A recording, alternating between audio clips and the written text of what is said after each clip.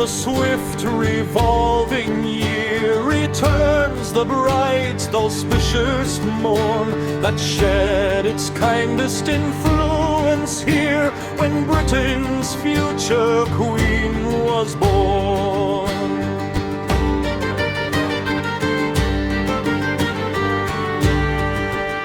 Still may the sun on this blessed day with brighter beams indulgent rise still emulate the gladdening ray and milder glories of her eyes.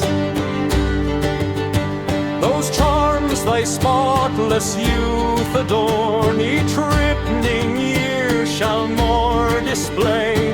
So the soft blushes of the morn give promise of a brighter day.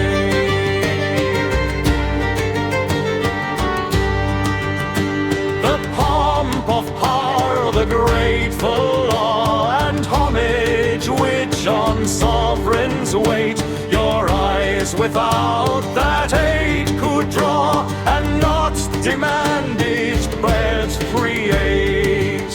Yet not that all-commanding form, that face where love's soft graces play, though bright in every female charm, shall claim alone the muse's lay. She meditates a nobler praise and wings a far more glorious flight, drinks in thy virtues fuller blaze, and basks in those fair beams of light.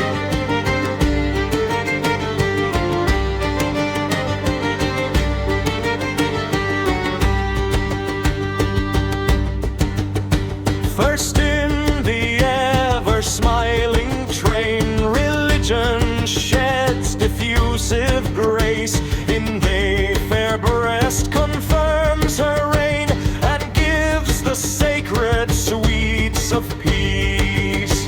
There every generous passion glows that can the human soul refine. Their soft maternal fondness flows, and love so pure 'tis half divine. Well, has it been decreed by fate, a form so fair, so bright a mind should grace the world's chief regal seat and bless the noble